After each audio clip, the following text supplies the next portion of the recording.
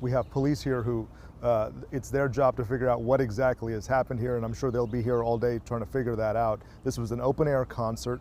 It started early in the evening, and then at around 11:30, just about everything changed. I want to show you what exactly is going on right now. Police have sort of staged up right here in front of the main stage. No one can go inside. And one thing we've noticed this morning is a whole bunch of cars. If you go down this street, look over there, there are cars here. People, obviously, when you're in a situation when shots ring out, people ditch their vehicles, they go try to find a ride with friends, and that's a lot of what we're seeing right now, people coming back to get their cars. That's how we're hearing some of these stories.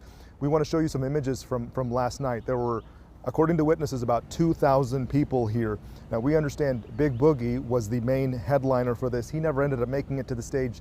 The shots rang out before he got to the stage. Now police were called to this scene at around 11:36 last night. When they arrived, there were 10 people who were shot. Witnesses tell us there was a real struggle to get police, fire, and EMS to this main stage. I want you to hear from Lulu Smith. She was here when it all happened. She got out finally and wants to tell you what happened here.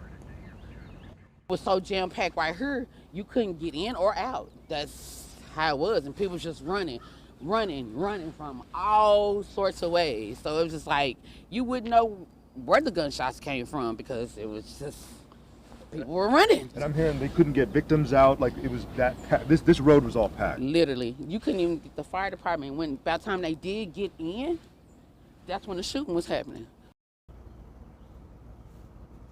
And the tough part about this, and you mentioned this as well, Cleo, we have one person who is dead. We're checking on the conditions of the other 9 people. We're hoping for another statement from DPD at some point. Also, at this point, no arrests have been made. We're hoping for an update on that as well. As you can imagine, a fluid scene. We have investigators coming in later today to sort of figure out what has happened, what has transpired. But this raises a lot of questions, Cleo, about security. It raises questions about the capacity for this place. Again, we're hearing this place being packed, this road being packed, fire, EMS, police not getting the chance to come in through here. Right. Jobin, earlier you were kind of describing, I guess, what kind of event this was. It was a trail ride in concert. So people were on trailers, ATVs, getting to that open field. So I'm assuming, like any concert venue, there's no security check, right, to see if anybody has weapons. So I guess, can you kind of describe, I guess, the concert setting, how that all worked out? Right. There's no brick and mortar concert building to come to. So everybody's walking half a mile away just to get to this place. And the dynamic is it's an open air concert, which we can all admit is a fun situation to be in until you realize there are a whole bunch of people packed in together. And according to what witnesses are telling us, it started with a fight.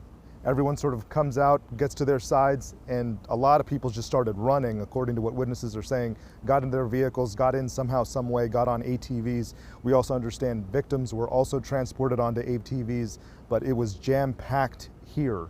And that's also one of the downsides of having an open-air concert in a relatively remote rural setting.